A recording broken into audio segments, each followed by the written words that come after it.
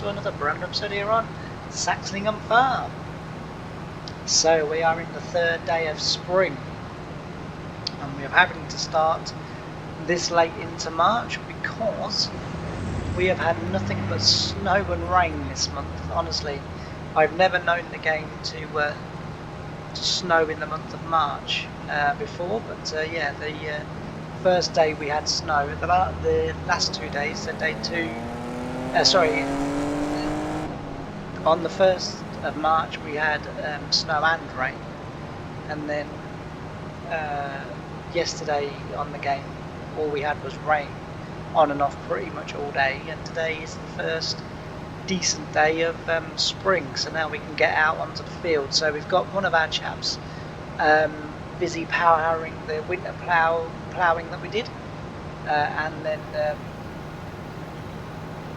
as you can see, I'm out with the sprayer. Once we get this done, we will then get onto the potato planter, and we'll start getting the potato planting completed. That's the only sort of spring job that we've got, but we don't have many fields at the moment, as you know, and because we don't have many fields, obviously, all of our work apart from potatoes is done in the autumn. Oh, we've got weeds in this field. Why that is, I subsoiled it. Usually that, never mind. So we'll be coming back here at some point with the weed killer. But today we are going to be doing the fertilising. So we're going to be getting, as I say, on with that today. So we've got this field. We've got these 3 fields down here to do. It's easier if I just say it this way. We've got these 3 fields down here to do, and then we've got the 2 fields on the 2 wheat fields on farm 2, and then that's done then. So we haven't, so I would like to simulate how often in a year that you spray. I would like my farming year to be my farming year, but farm sim, because I'm playing with the precision farm mod. Now if I wasn't, I would be able to do it, but if I wasn't, I wouldn't be able to have the tram lines and all the other stuff that we get. So I'm having to play with the precision farm mod just because I want all of the sort of added extra that you get. But you can't actually, if you come in here, so like now we're spraying, and that's fine. We're fertilising the field. The field hasn't been fertilised, so the game will, let me do it. If I was then to come in here next time with, say, fertiliser, or if I was to go into one of the fields that we ploughed where we don't need herbicide, but I wanted to spray the herbicide just to kind of simulate spraying off the blackgrass and stuff such like, the game actually won't let any spray come out of the tractor because it knows the field doesn't need any spray. Now, I realise that's realistic in terms of the precision farm mod, but for me wanting to simulate the different things and jobs that we do throughout the farming year in terms of sort of spraying, it means that I can't do that. Yeah, that's a bit of a shame. But there's nothing I can drive the spray around and spray nothing and just pretend we're spraying. That's not a problem. But I don't think you guys would be overly appreciative of me just driving around a field not spraying anything, and I don't necessarily want to drive around all my fields not spraying. At least at this moment in time, from the mini map we can see we are spraying, so therefore there's a point to doing it. I sort of kind of feel like I don't want to waste your time, but I don't want to waste my time either, sort of thing. If that makes sense. It probably doesn't, but yeah. So it's a job that in the spring I would do on the farm, not for very long, but our main sprayman that we had on the farm whose name was Steve. I don't know his second name. It's irrelevant anyway. But I don't actually. He was our main potato planter, planter driver. So in the springtime, I would go on to the sprayer for a little while, and he would go obviously on the planter, and then we used to have 3 planters, and again it was a job that I could do, if called upon. It wasn't a job that I did very often. I did do 1 year at it. That was the same. So in the autumn, I got to drive Combine 2 for the whole of autumn. I also got to drive Tailor Planter 2. Everything was numbered. Number 1 was your main man, so he would be on the job whatever. Number 2, usually again your main man, he was going to be on the job whatever. And then number 3 was your floater driver, and everyone, sort of thereafter we were all capable of doing every job. We didn't necessarily do every job, but we were all capable of it. And as I say, for myself, I was no different. I was able to do the potato planting. I was able to spray, fertilise, drill, any job on the farm. And as I say, I was able to do it. But yeah, I'd go on the sprayer in the spring, in the early spring, while he was potato planting. Potato planting traditionally would start Good Friday. That was our aim. Good Friday for, as I say, starting to plant potatoes. Sometimes Steve would have something that he wanted to do with his family or whatever on Easter, and what would happen is, or at Easter I should say, and then I would sort of take over that day and drive the planter, if there was no spraying to be done, or if there was no one else available, or whatever. But as I say, 1 year I got to drive Combine 2 and potato planter 2, because the guy Gary, who was the number 2 on all of these jobs, unfortunately had a heart attack that year in the summer, late, about any time around now really, and he was out for almost a year, but he did came back fighting fit, and suddenly had a lot more sympathy for when I used to say, actually lads, I don't think I can do this, or I'm having a tough day today, would one of you lot be kind enough to do it for me?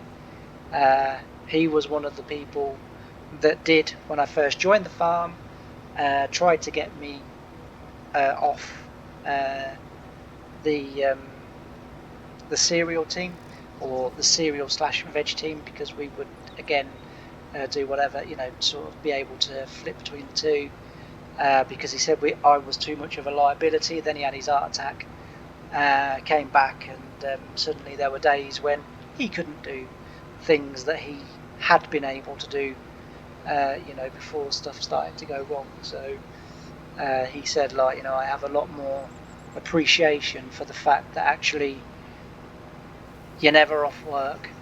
Some days you can't do all of the things that you're expected to do, but you never have a day off. And there are lads on this farm that there's absolutely nothing wrong with them, and they're off every time. They wake up in the morning and they've got a slight headache, or they've cut one of their fingernails badly or whatever.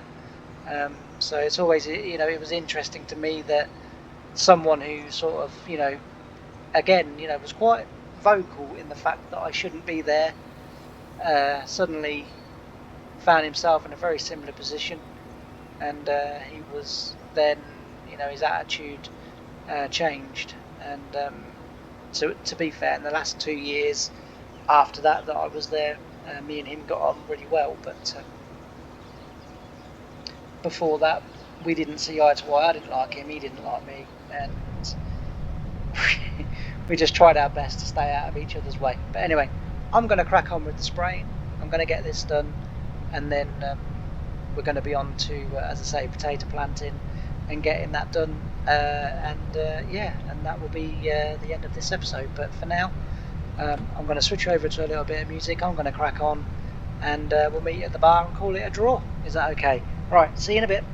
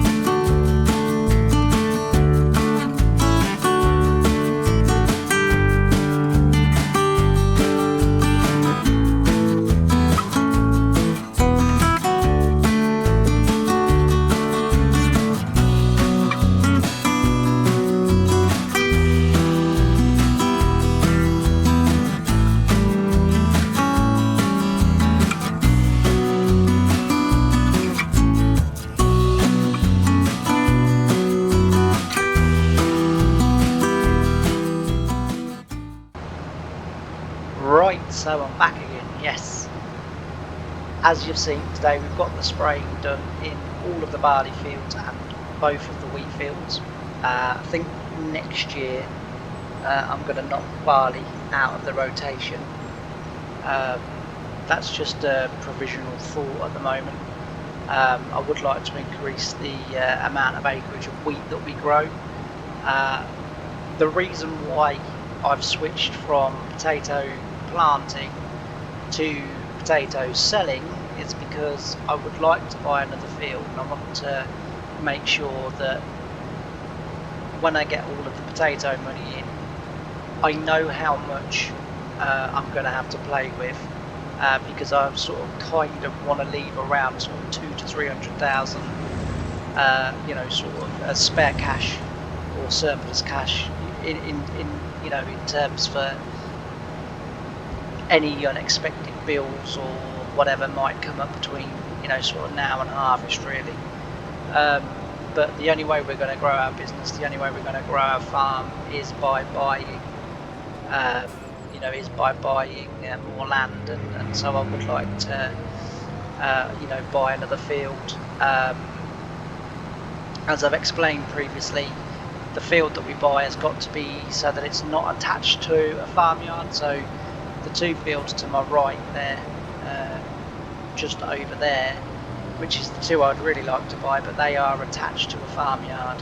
Now I can buy them, but I have to buy the farmyard as well. And unfortunately, if I was to buy those two fields and the farmland, those two fields and the farmyard, then I'm looking in excess of about 2.5 million. So that's not really an option. Well, it's just not an option at all at the moment. So I'd like to sort of have a little scoot around and see what might be possible. So try and give you some sort of context. So this field and this field, they're attached to that, and I'm counting that those two fields are what goes with that farmyard. I mean, in theory, I suppose I suppose we should include these as well. So that's going to push it up to 3. Yeah, so about 3.7, 3.8 million. Because I guess they are in that land, in that land border as well. So yeah, to buy anything in here, we need to buy the whole lot, which is, as I say, an extortionate amount of money. It does kind of sort of narrow down where we can buy. So we could buy these two because these are not attached to a farm. So there's no farmyard, as you can see around here. So we could buy them. I don't think that one is, but that one is because it's connected to those two. If they're farmyards, I would go and check them out. And we've also got this one and these two, that again, and this one down here as well, that are not attached to farmyard. Now that one possibly because again it's on the end of our thingy, and we've got two fields at the back of it, I guess, but so that might be worth a look. But yeah, so somewhere around, I mean, we've also got the grass fields here. I mean, in theory we could buy that one, and turn that into an arable. The others I would probably keep as grass just because of the shape of them. That one probably I could turn arable. But yeah, anyway, that's what I'm going to be doing. So I'm going to get the potatoes sold, and then I'm going to be looking around for another field. Once I found the field, the next episode will be us buying the field and then doing what's necessary in that field to get it up and running. So whether if I look at the calendar, so we could in theory grow wheat then. Yes, we can grow wheat up until this month, but we've got barley and rape up until April, so that's interesting. We could put another rape field there because that's where our two rape fields are anyway, so that's what we could do with that one, or with this one we could turn it into a barley field or a potato field, or sort of whatever. But it is either going to be a combinable or potato because that's the only harvesters that we've got. I'm not spending the money hiring a different type of harvester to grow like a pea harvester or anything like that, because you're looking at 30,000-40,000 pounds to hire the pea viner or spinach harvester, or bean harvester, whichever way you want to go. Same with the sugar beet harvesters. So that's already sort of getting on for 50,000 when you put all of the other total costs in as well. 50,000 out of any profit that we make, and it's not worth it. So it will be either a combinable crop or another potato field. I'm favouring the potato field, if I'm honest with you. But if it does end up being this one, like I say, it would probably be nice to go barley just to keep it in line with all of that. But anyway, that's for us to worry about, as I say, in another episode, in the next episode or whenever.